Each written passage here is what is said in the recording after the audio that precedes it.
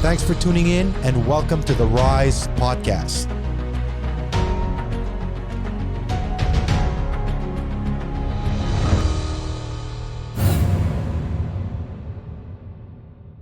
And welcome everybody to the Rise Podcast.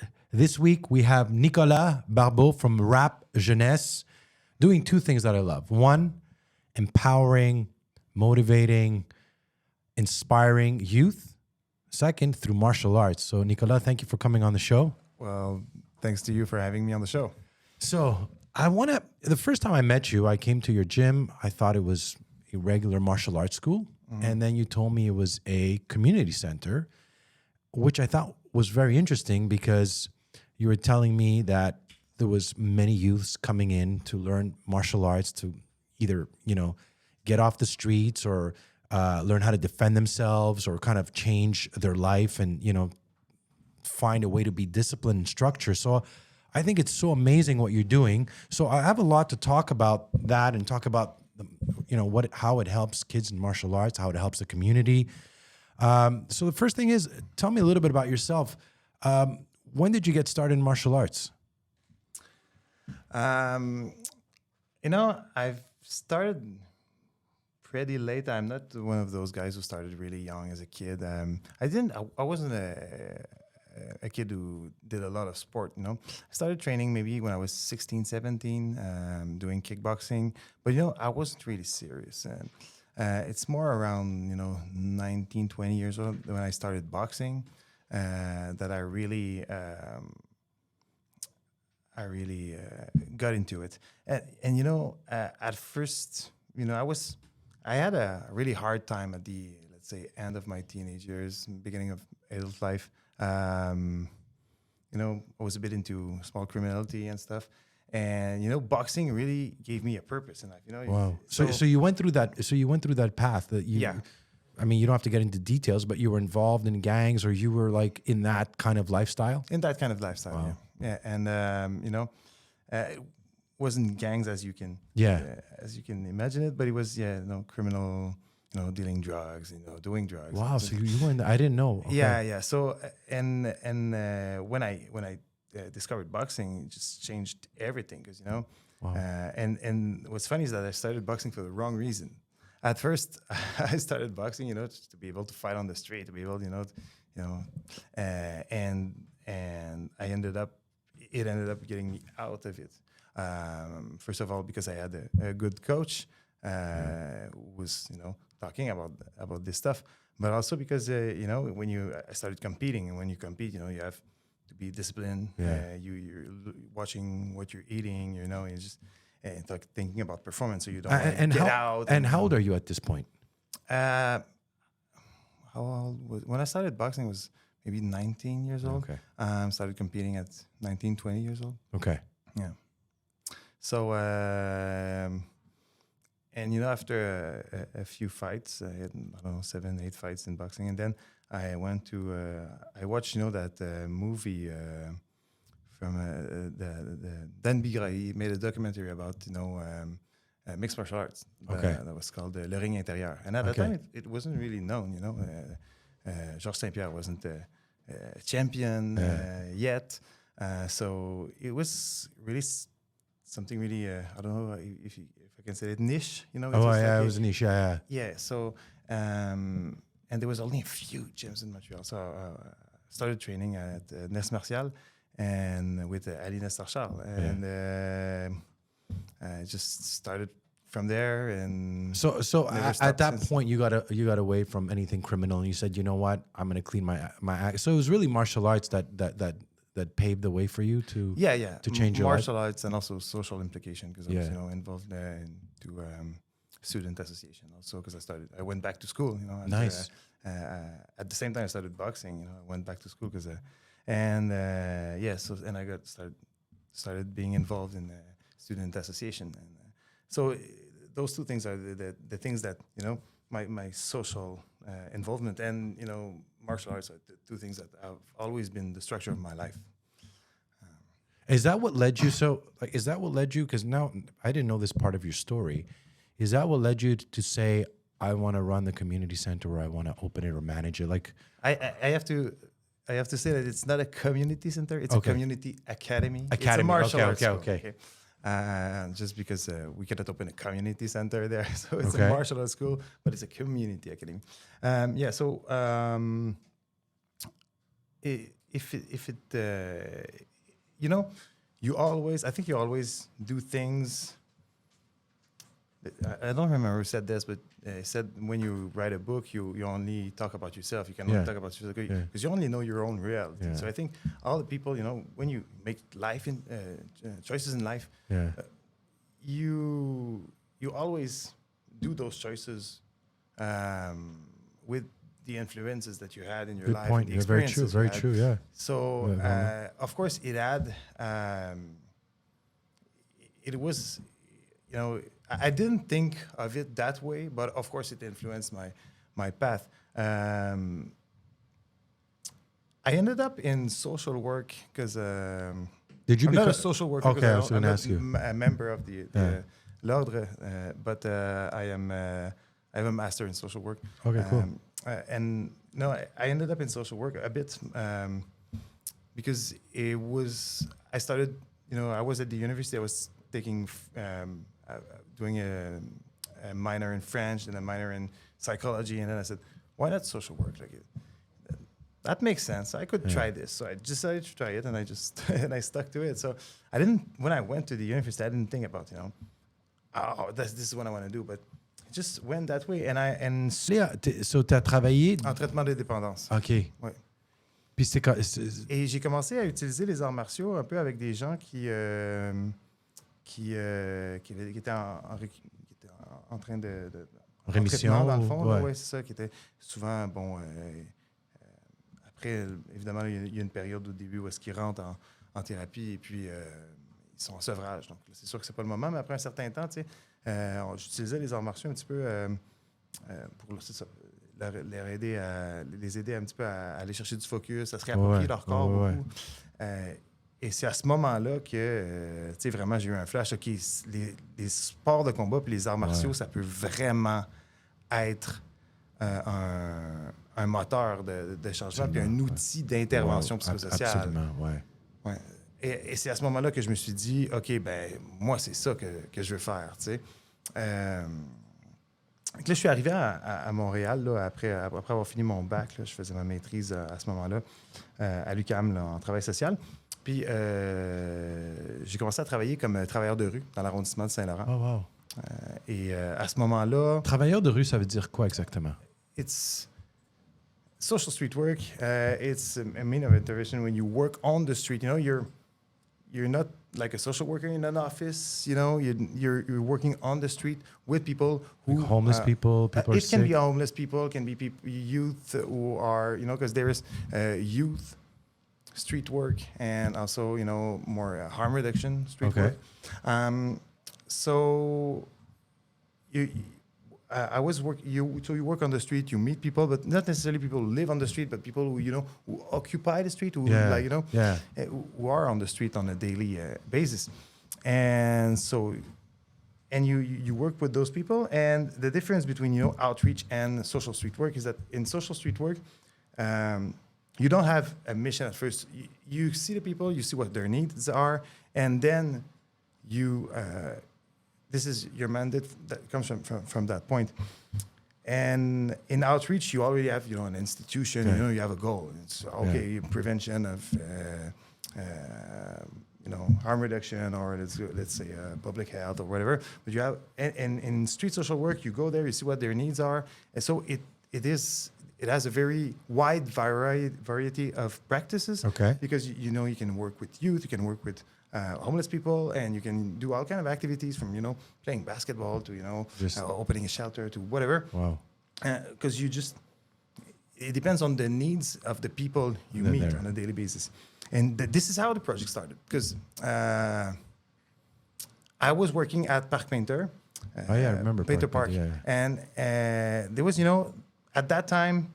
There was a lot of complaints because there was a lot of, it's a super nice neighborhood, Chamorant-le-Beau, where there's a lot of young people. And there was a huge gathering of young people in that park at night. And they used to have those things that they used to do 2 minutes, like they were fighting for 2 minutes. No way. Yeah, but just play fight, But like yeah, sometimes they punches were in the bringing face, yeah. sometimes they were bringing gloves and hitting themselves. Mouthpieces too, or just like they're just yeah, whacking each other. But it was not like fighting with punches Yeah. trying to hurt themselves.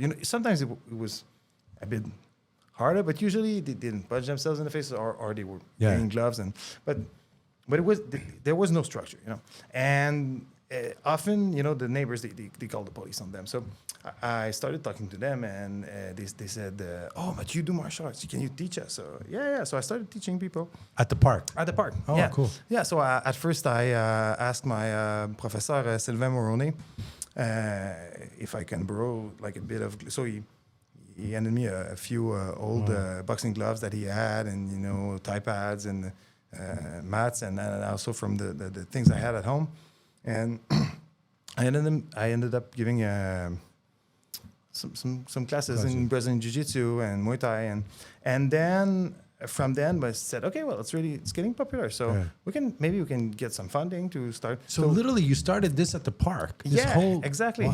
It started because the young guys they were doing that already. Yeah. So there was interest. Might as well learn it properly. If you want to learn how to fight, I'll teach you, right? Exactly. But let's learn it. Let's learn it in an environment where it can be done safely. Yeah, I agree. And also where you can learn the values that come with and the responsibility that comes with knowing martial arts. Good point. Very good point. And so it started from there. And after a few years of doing social street work and being and teaching martial arts, it started to take a lot of my time. The martial art project and the director back then, Jean-François Saint-Onge, he told me, wouldn't you want to do this as a job? Just doing this. Yeah. Maybe we can just. But I said, we have no money for a job like this. He said, oh, no, just start doing it and we'll find the money. So wow. That's how it started. So, wow, that's amazing. So and what? So now I went and I checked it out. What kind of kids from the community are there? Like, is it kids that are bullied, kids that are maybe have aggressive issues or who get into fights, like all of that, there is a diversity of they're mostly teenagers and older teenagers and young adults right now, but some of them had aggressive behavior, aggressive tendencies. Yeah. Some of them were bullied. Some of them just had nothing to do. They were kind of being. I have a question. How do they all fit? I mean, how do you mix them all together? Do you ever see like the different type of personalities? And is there, if you have an aggressive, I know I've done training. Some kids are aggressive and some kids more timid. Like, and you see them, they start rolling or fighting, and it could escalate really quickly. Yeah, at first I had. It was a challenge. I remember, my professor Sylvain Moroney, when he came to my project to teach because he was replacing me because I was in vacation or something, and then he came to teach the kids, and he has been teaching martial arts for over 20 years, and he comes and after 45 minutes at some point in one class he had to stop teaching, and he said, okay, everybody out, and he closed the door and he called me and said, oh, it didn't went well. I mean, I don't know how you do it, but sometimes at first it was hard because I only had a small group of teenagers around 15, 16 years old, and they were all the same age, all the same experience, and they were challenging each other and challenging me. And so he said, how do you do this? I said, I don't know. I mean, it's my job. I know it's hard, but now it's way easier because I have there are some coaches at my school now that were those teens. So they started with me when they were 16 years old, and now they're 22, and now they're teaching. So the young guys from the neighborhood, they look at they look up to them. Yeah, for sure. And they look up to them and they're okay, yeah, so I can be like this guy, he knows how to fight. He's now a blue belt, a purple belt, he fights. How do you discipline them? What's your approach so they don't fight outside? Like they know, I mean, obviously the more you're trained, and I kind of tell this to people, the more you're trained in martial arts, mixed martial arts, self-defense, whatever it is, the less likely you are to go out and pick a fight. It's completely the opposite from what people think. But when you're young, sometimes it's a little bit harder to control. Yeah. There is something implicit in martial arts. There's some values that are implicit to martial arts. But, if your teaching is only based on, the movements, the technical movements, and, you're talking only about the fighting, and you're just trying to create good fighters, it can really be dangerous. It's how do you say that? C'est une lame à double tranchant. A double-edged sword. Double-edged sword. I agree. Because, it can really backfire. You can just create guys who they don't have the social skills to control themselves, but at the same time they have, crazy technical fighting skills, and that can be dangerous. So the studies show that what's really important is the work of the coach. Absolutely. But what we do, we went a bit further with that. Right now, in every class, there is a coach and there is a youth worker. Wow. And so one does the technical teaching, and the other one, he's talking about the values. He's talking about, Wow, that's amazing. And he's doing also when they come and they enter in the program, they have to say what their objectives are.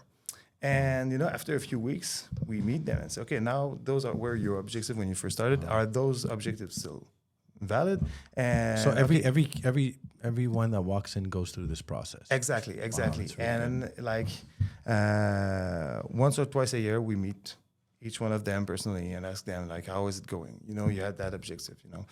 How is it going? Sometimes it's because they have to fix themselves objectives in the discipline, but also outside of the dojo when they get out of the dojo. Wow. So it can be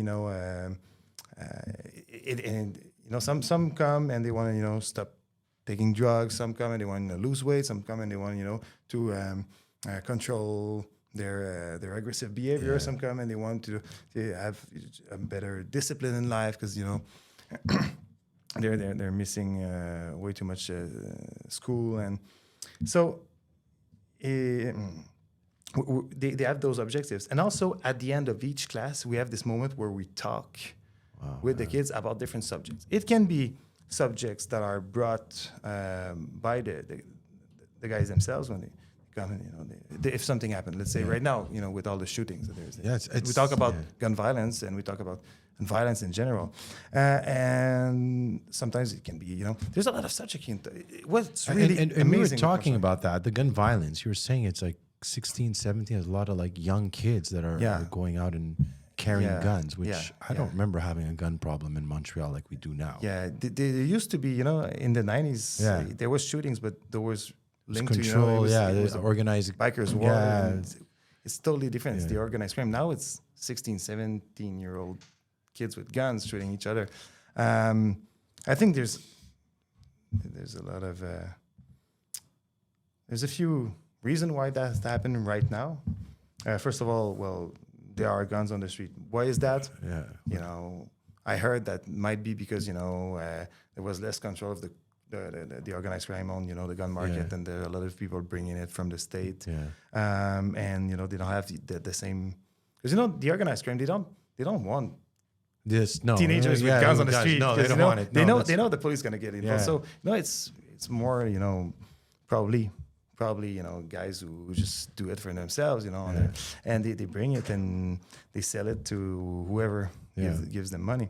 And so I think that's a problem. I think the other problem is there have been big budget cuts in education, and social services around 2015, especially in schools, and this you see, when we talk about prevention, it's a good long-term point, approach. yes. So we're seeing, the consequences of those budget cuts now. And also, I think, with the pandemic, it was hard for, imagine being, isolated, 19 locked in a years house. old. Yeah, I can't go out. I mean, they said like that's everything that's part of the youth culture Yeah. has been forbidden for like at least a year and a half. Just spontaneously going out with friends without just doing random activities, trying new things every day. Just say, oh, there's this big gathering of people in the park, just let's go. And it was all forbidden. Oh no, don't be more than 3, and put your mask on. And so I'm not saying that those rules, there's no reason for the rules. Okay? Yeah, There but, was a pandemic, we I had to act, but it was hard. It's a combination of youth. things for sure. Yeah. So, and I think, in that crucial moment where they develop their own identity, they could not do all those things that are really necessary for the construction of their identity. So I think there's been a lot of suffering from that, and there's a mental health crisis right now. It's in huge. Montreal. So I think all of those factors lead to the situation where we are now. And I mean, people sometimes they ask me, you're doing violent prevention, with teenager. You're trying to make them control their violent behavior. What is the solution? I don't have it. I don't have a solution. If I had it, Well, you're doing something, right? I'm doing something. The martial arts is better than doing nothing. I won't even say it's better. It's doing something very big actually and helping them for sure. And I think just bringing the kids. I remember when I grew up in Park X, there was a little community center, and I mean, we used to go there because all the kids. I mean, it wasn't like it is today. We're kind of like, get out, don't come home, whatever. And we used to get together at the community center, and it was the place where we would kind of feel safe because we were all together than wandering in the streets of Park X. So, and I think it's interesting what you said about the school system, because I think the school system is completely outdated. I was diagnosed much later on in my life. I didn't know it. So I dropped out of school when I was 16. I never went back to school. I still don't have a high school diploma because I later on found out when I got kicked out of school at 16. Then I basically 17, I was sent to an adult school, which made no sense, right? You take all of the kids who were not going to graduate high school by a certain age, who basically, all of them had some kind of issue.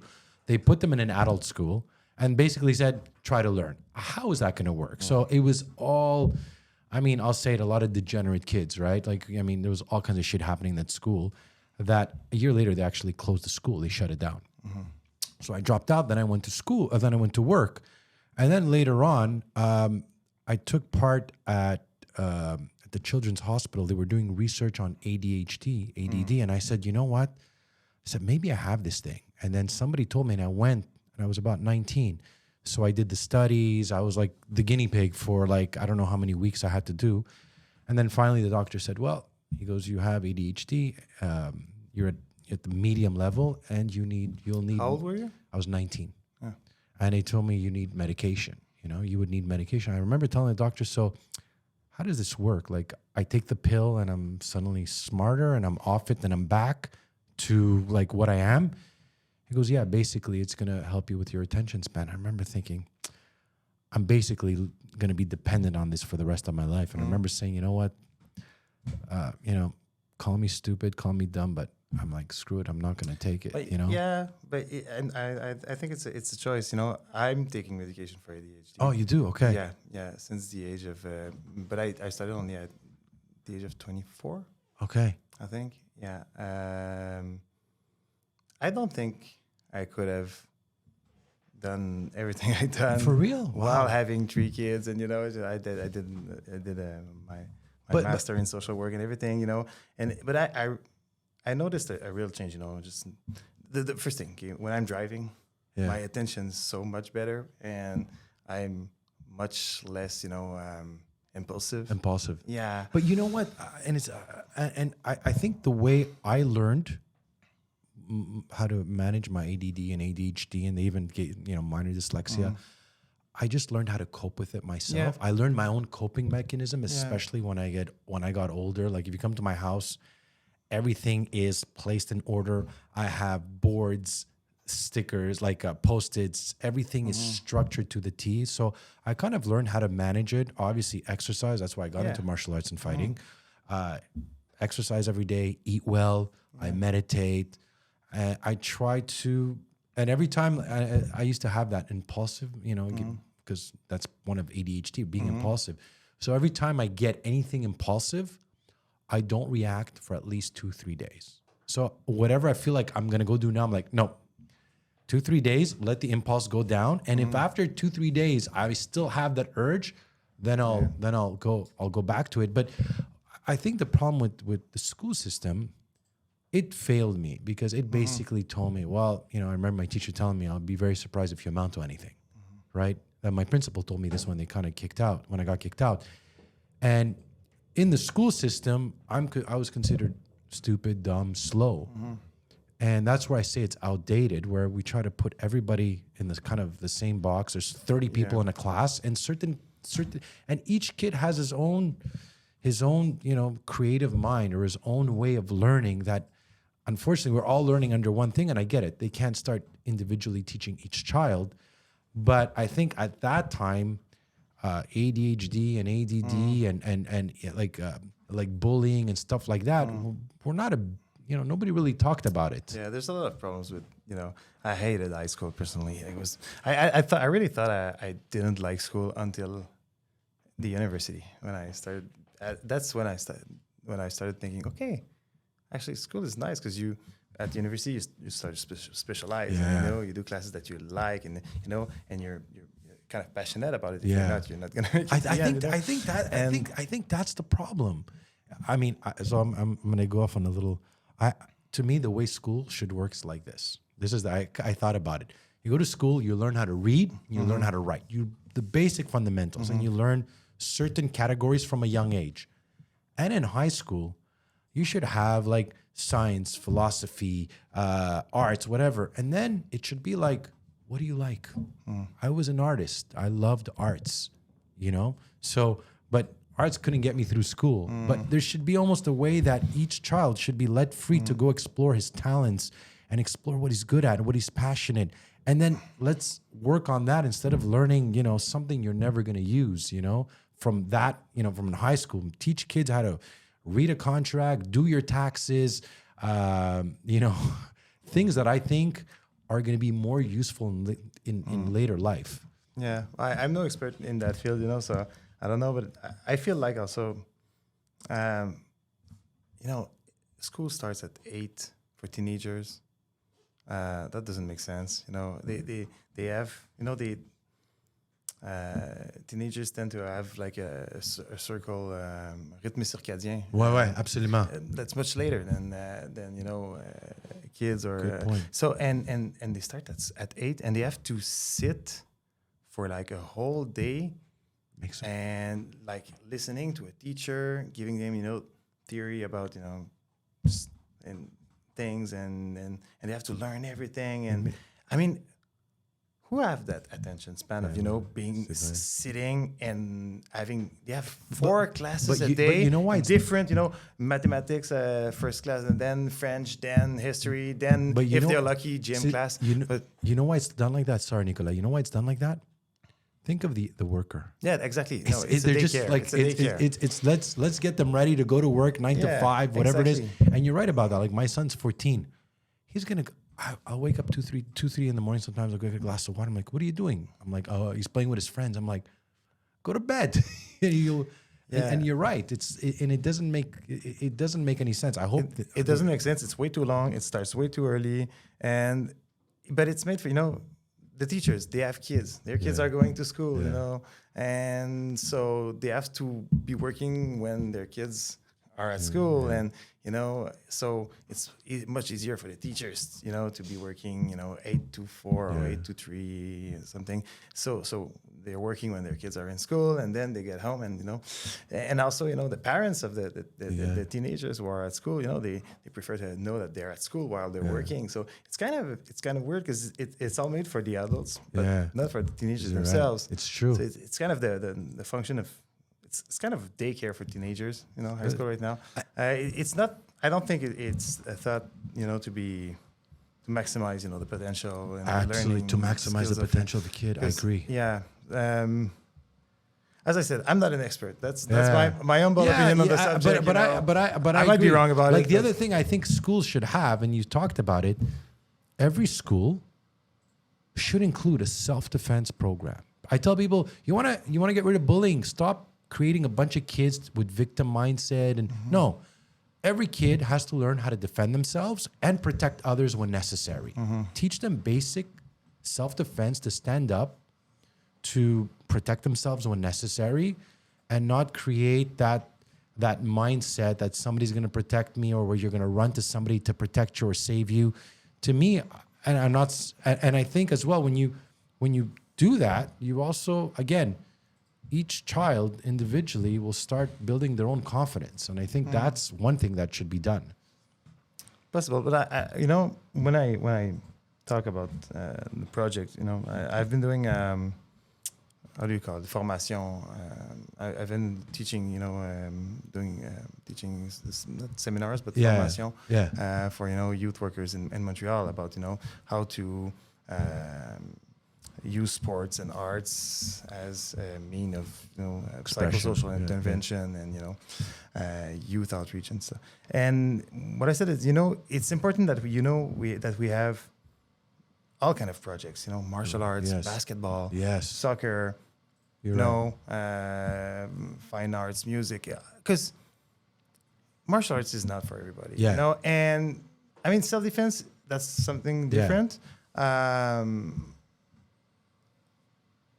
I think I want my kids to. There's two things I want my kids to do for sure. Because I have 3 sons, and I want them to know how to swim and know how to defend themselves.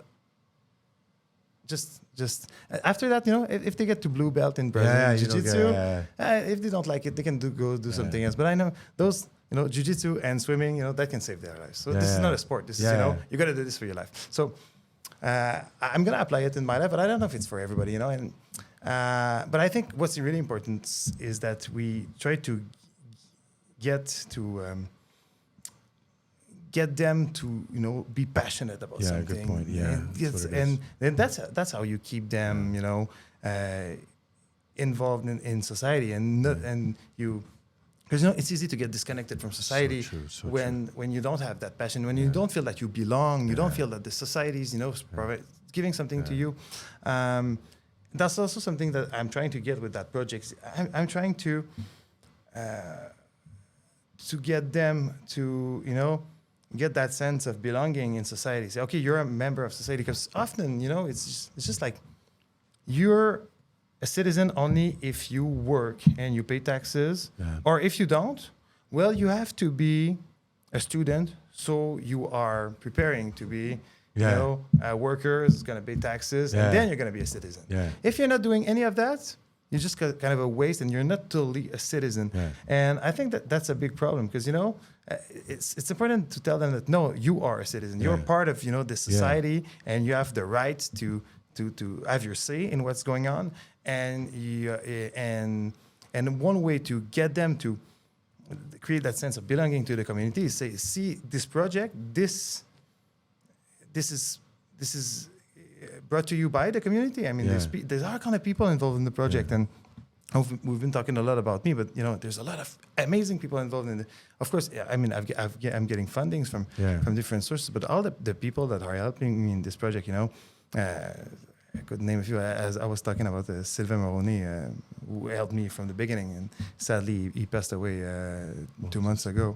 But he helped me since the beginning of the project. All the staff at the gym, all the coaches, Mathieu, Gaillet, probably one of the best strength and conditioning coach, probably the best strength and conditioning coach in Montreal for Brazilian Jiu-Jitsu, for sure. I mean, there was Brianna Sainte-Marie. Yes, I you know, remember. she's a multiple-time world champion, and now she's going for the ADCC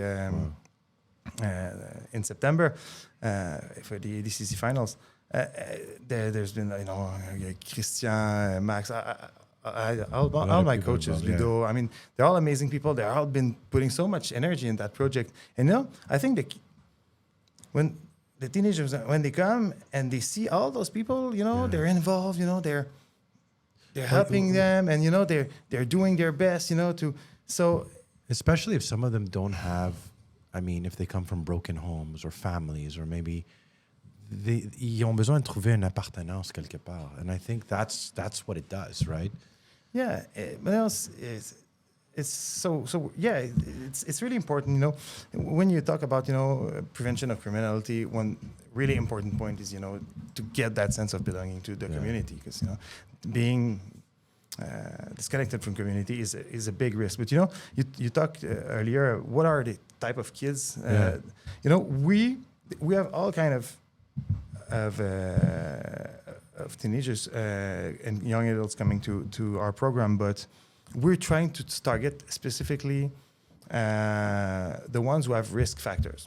Okay. Doesn't mean that they're involved in criminality. Yeah. Doesn't mean that. But you could see, you know, you could see there it. is a risk that they either they commit violence, or they live violence themselves. You know. But So will they come? Like, how do you know this? They'll come in and tell you, or somebody will tell you. We have this network of referrals. Okay. Okay, so we are doing referrals. You know, when we're working with a young guy, and we see, okay, he's having problems, and you know, we're not experts in every field. Yeah. So sometimes, you know, you need a specific help, and so we have to be able to refer him, you know, to mental health programs, or, you know, anger management programs, or, you know, sometimes rehab, things like this. So we have to. I say rehab, but it's not the appropriate term, just because I don't know the traitement de dépendance in French, we say. So it just we're. You know, we have to, so we need to refer them to those, but also it's really important to create this network of people, you know, who works in schools, who work with, you know, in Maison des Jeunes, youth centers, and, you know, and all kind of places, and that they see, oh, yeah, I see, you know, this guy, I think he would be interested in this martial art program, and I think, you know, he's got some aggressivity. Do they pay, or is it free? It's free. It's free. Wow. Oh yeah, it's free. Yeah, of course. But yeah, so it's free. So I mean, it's funded by, you know. Yes, but I mean the borough, the city of Montreal. Yeah, but I mean the teenager who comes in doesn't pay. No, they don't pay. Completely free. Wow. Yeah. It's totally free for them. But at the same time, that doesn't pay the rent. So we have a commercial school. Yeah, of course you need to. That's for sure. A commercial Brazilian Jiu-Jitsu school, and you know, the school. Its main purpose is to pay for the rent, the bills, the electricity. For sure. Because we have funding for, you know, for the job, for the youth workers, even for the sport equipment. But to pay the rent, you know, we need to have this commercial program going. So if is there a lot if people at home want to know how to support the project, well, they can just come and be a member of our school and come and learn jiu-jitsu with us. And also we have great coaches, black belts teaching. So it's open to public as well. It's open to public. This is, you know, this is the commercial program. So those. Okay. So for everybody, they have to pay and everything. But they get, you know, classes. So we mainly do Brazilian Jiu-Jitsu. So gi and no gi classes.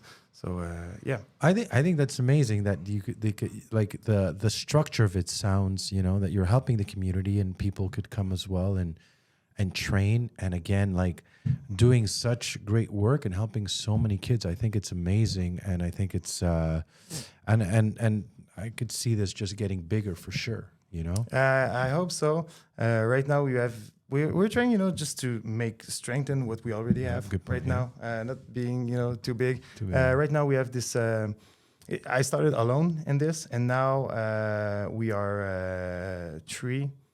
There's another youth worker, Esteban. He's the working with me in Saint Laurent, and we also have a project in Lachine right now. Okay.